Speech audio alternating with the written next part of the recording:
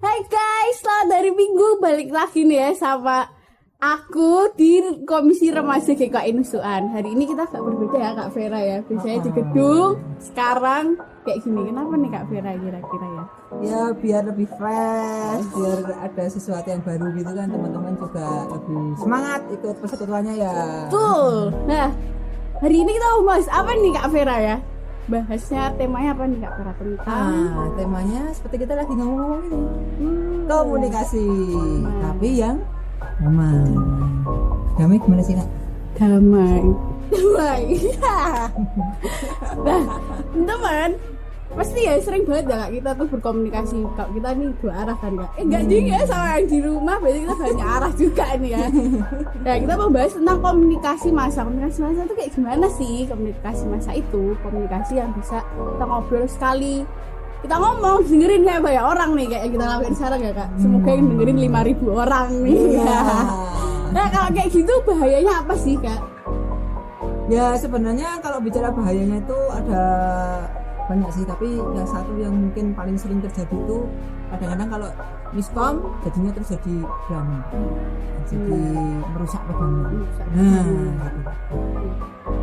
Mungkin banyak Kak sekarang kasus-kasus yang orang-orang tuh sekali mencet udah banyak banget menjadikan kehebohan. Iya, komen-komen yang Komen-komen negatif, yang mungkin penuh ujaran kebencian, Betul. kayak gitu-gitu. Jari kita tuh sekarang sudah bisa berkata-kata Kak. Ya, Kak, orang-orang bilang sekarang. Kalau kamu melukai, aku bikin kamu sakit. Betul. Kalau kamu nyakit aku, lebih tak bikin sakit lagi. Kita komen ya.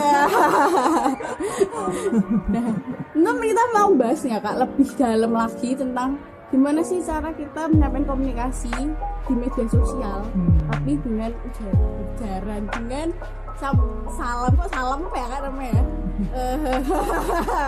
Dengan kata-kata yang baik gitu, bijak. Gimana sih caranya? Enak dibaca, enak didengerin. Dengerin nggak di media sosial? Enak dibaca, enak dirasain. Nah itu lah. Sekarang konten juga termasuk komunikasi ya? Ya, komunikasi masa juga lah. Nah, soalnya kan banyak kan. Ayo aja ikut program kita. Ternyata nggak tahu komunitasnya kayak gimana.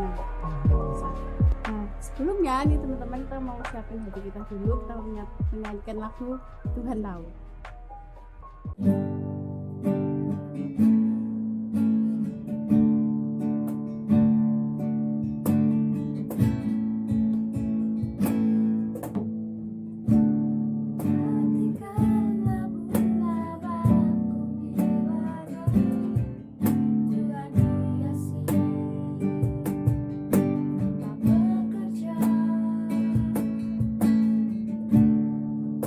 Lagi kita orang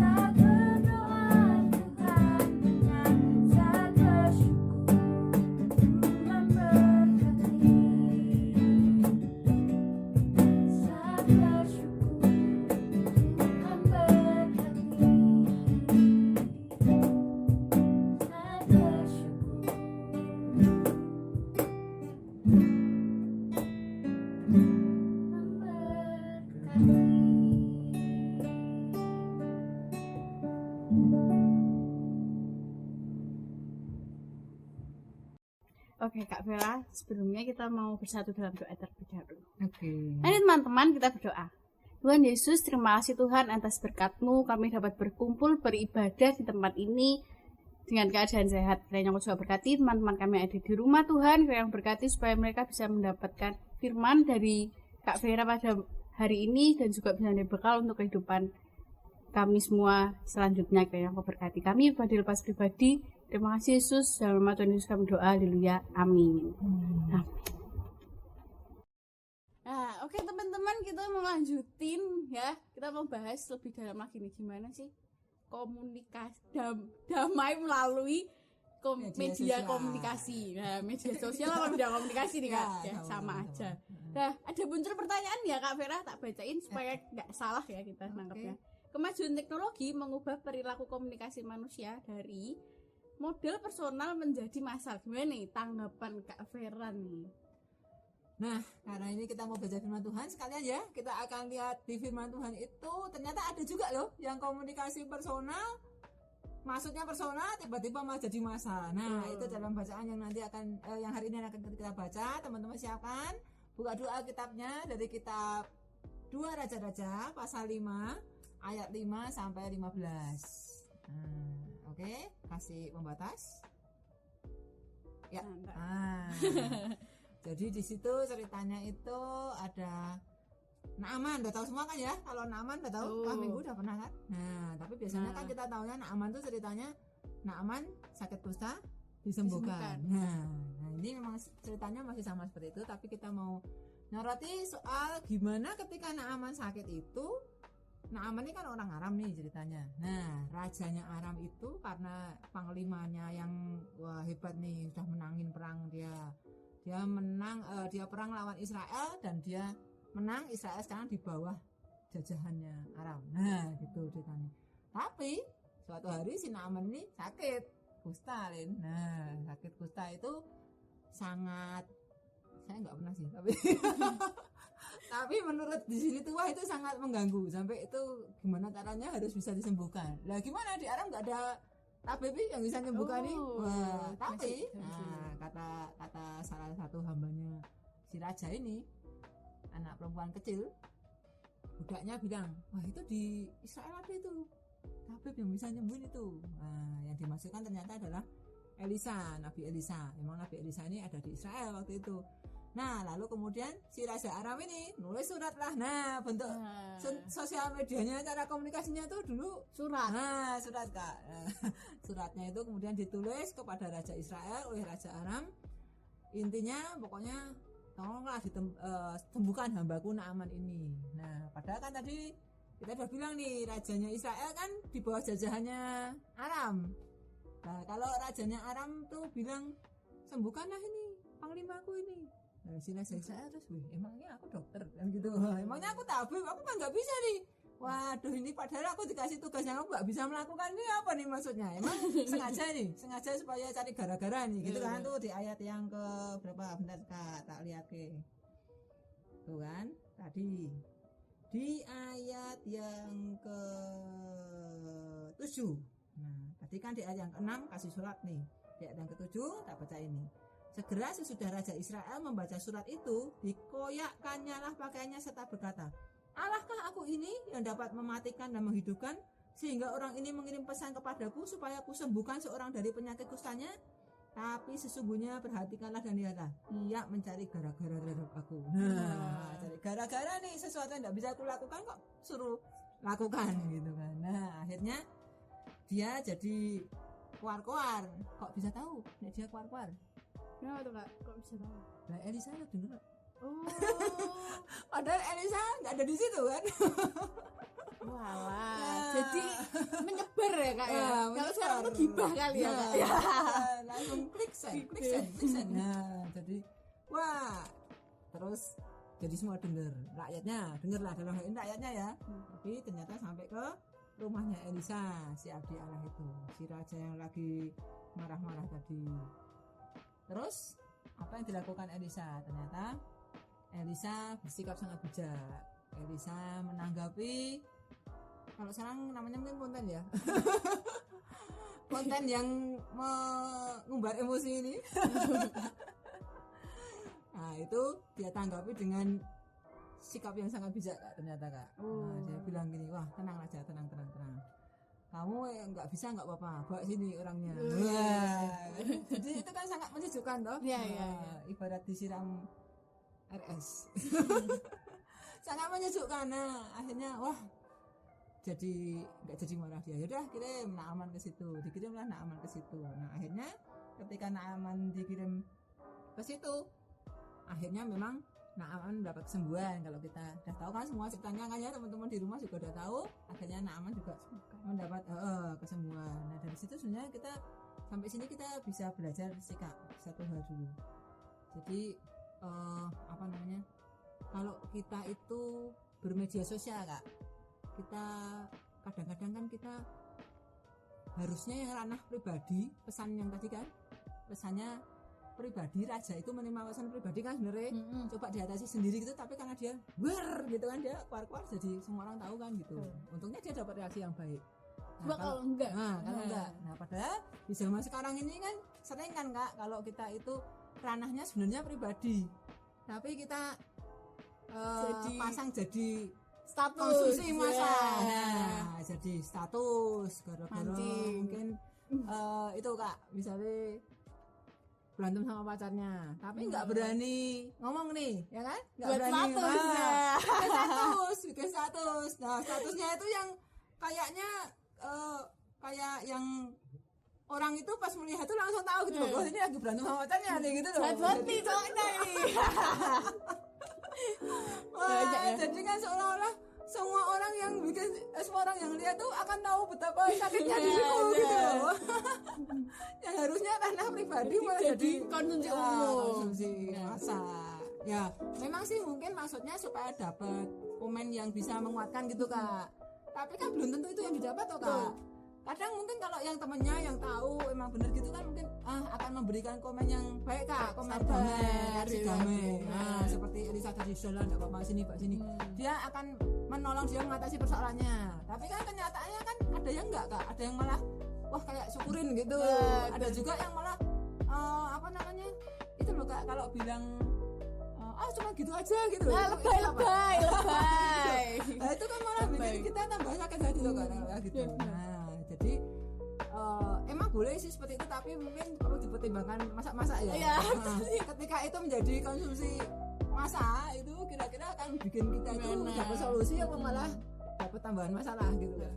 Jadi yang ranah pribadi itu kalau mau ke massa ya harusnya dipertimbangkan, dipilih matang-matang. Bisa milah ya Kak. Nah kalau kita di posisi yang komen gimana Kak, enak ya? Wah itu Kak, aku sih tahu ya nggak boleh ya tapi ya Kak. Didukung. Kalau kita di posisi yang komen ya pasti pertama ngapain ya gitu dulu Kak dalam hati. Tapi habis itu bisa aja kita support. Atau kita japri ya bisa nggak usah jadi ikut-ikutan konten massa gitu kan. Kalau tak komen baik-baik supaya aku baik nih ya, nggak boleh juga sih.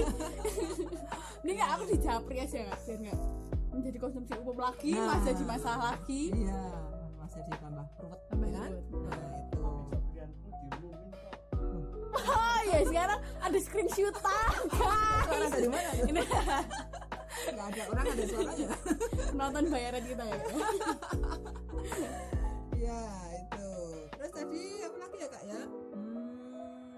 Bentar. Nah tentang raja Israel yang keluar tadi Kak. Nah itu kita juga bisa belajar satu hal sih. Kadang kita tuh kalau ngomong sama orang, cara komunikasi kita itu bikin orang tertekan nggak sih gitu? Ada intonasi tinggi gitu nggak sih? Nah itu sangat berpengalaman ya Kak ya. Kayaknya kan kalau gitu tuh intonasinya udah tinggi dulu, emosi dulu gitu. Padahal sebenarnya kalau dibiasa aja.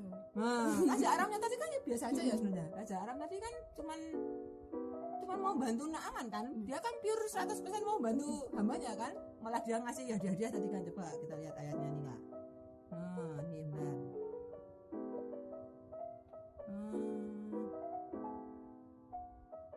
Ayat 5 Kak.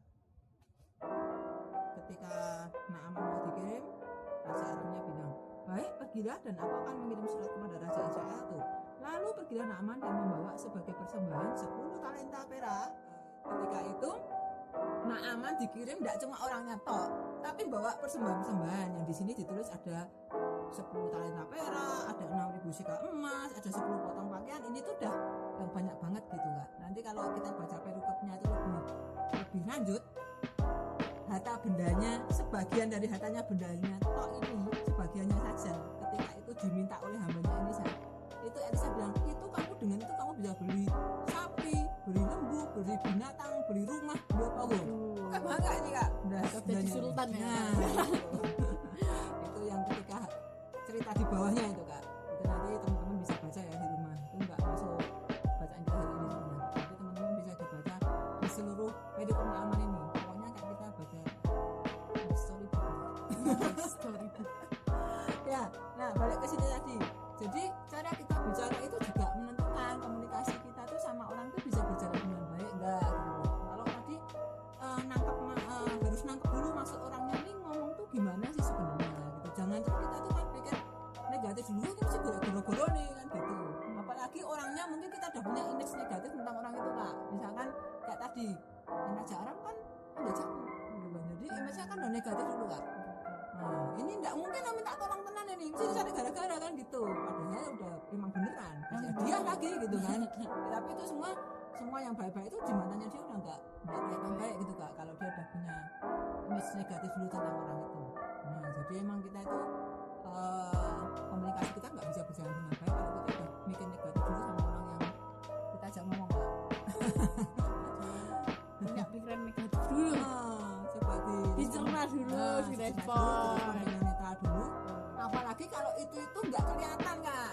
Kayak ini kan kirim surat kan nggak kelihatannya ngomong kan, intonasinya itu kan intonasi hasil bayangan kita sendiri, ekspresinya kan ekspresi hasil bayangan kita sendiri. Seperti kalau kita tuh baca WA tuh Kak misalnya, baca WA caps lock emosi nih itu soal caps lock itu malah kayak emosi kan, gara-gara kita nulisnya cuma salah dudul kedudul caps lock jadi hurufnya kita semua beda semua, lalu kita marah gitu, padahal kan yo belum tentu marah, itu kan kedudul ya bisa, tapi kita naknya marah. Ini Kak aku baca nih di mana ya tadi, nah itu ada yang putus cinta gara-gara itu Kak, caps lock. Iya, gara-gara caps lock, ya ampun, cintaku putus karena caps lock.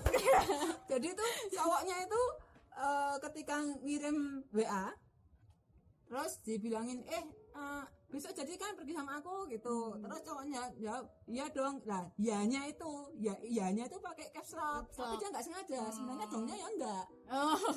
Udah sadar ya, mau nggak hapus malas gitu. Enggak, udah terlanjur kesian Kak. Jadinya terlalu cepat. Nah ternyata setelah dibaca sama ceweknya, loh kamu kok gini, kamu marah ya gitu. Pikirnya dia suruh ngantar aja marah gitu loh. Lah terus akhirnya udah lah kalau kamu mau marah putus aja. Gitu. Sajane aku bacanya yang gumun banget Kak. Kok iso bener sih agak gumun.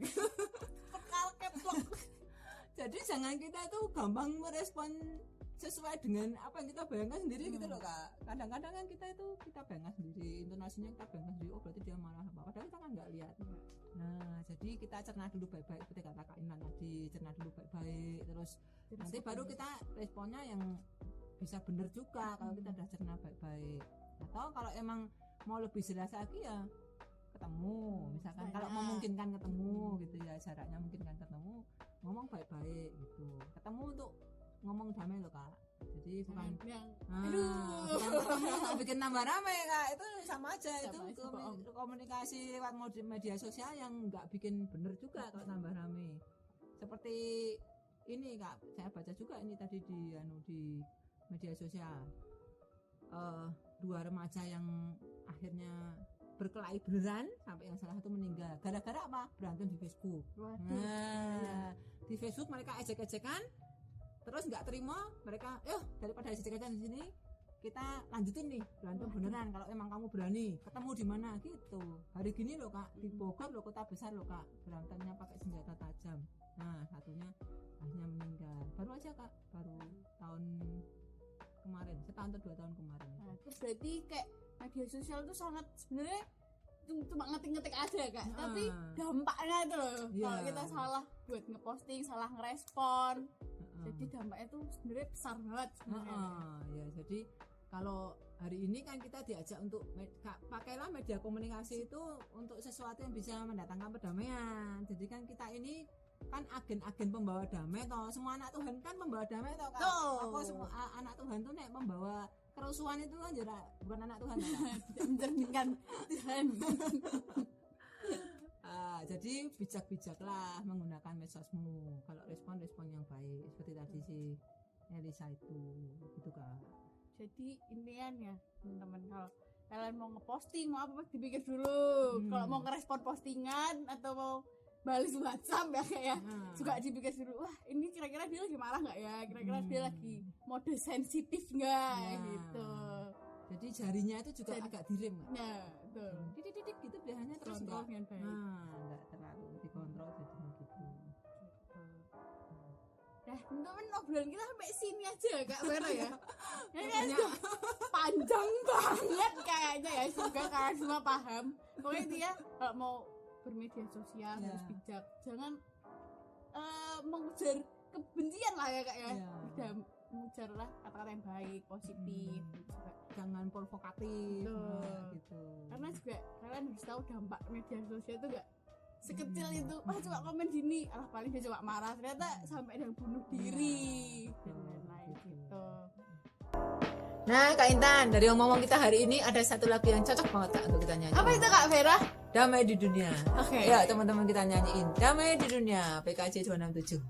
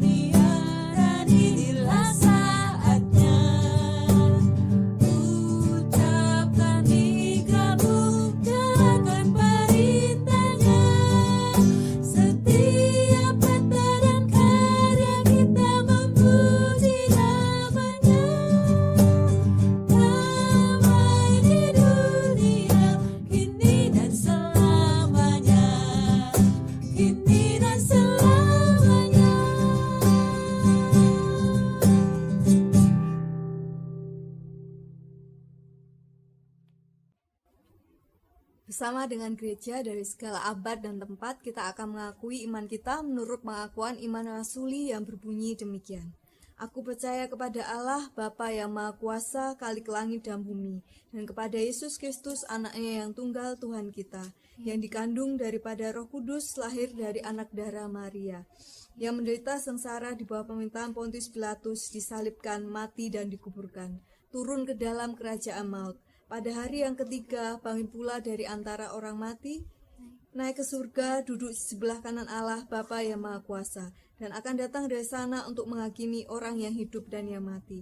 Aku percaya kepada Roh Kudus, gereja yang kudus dan am, persekutuan orang kudus, pengampunan dosa, kebangkitan daging, dan hidup yang kekal. Amin. Dia, kamu merasa senang gak hari ini? Senang, Kenapa senang? masih diberi kesehatan. Wah, masih sehat gitu ya. 1 minggu ini kalau dia ingat-ingat, dia merasa diberkati Tuhan tidak? Diberkati. Apa aja itu, boleh cerita tidak?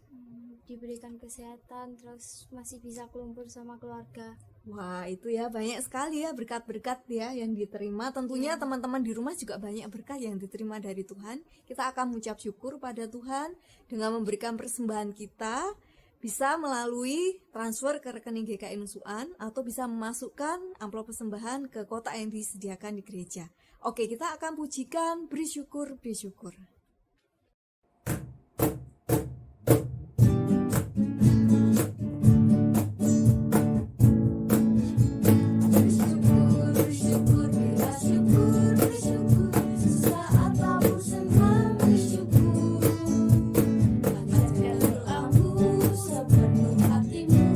Kasihnya Yesus jadi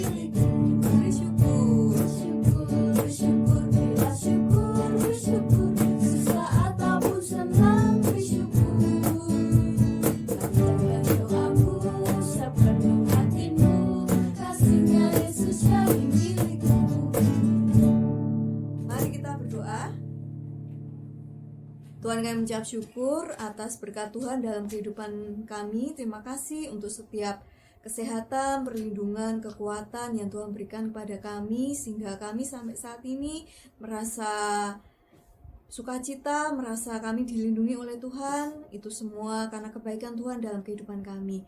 Kami juga membawa persembahan kami, kiranya Tuhan berkati persembahan ini, supaya persembahan ini boleh layak dan berkenan bagi Tuhan. Dan juga berkatilah supaya persembahan ini bisa berguna untuk pelayanan di gereja GKI Nusuan.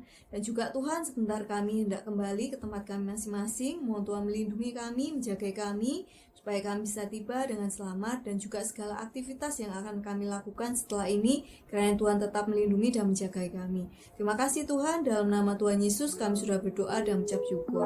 Haleluya, amin. Selamat hari Minggu, Tuhan berkati. Sampai jumpa kembali ya.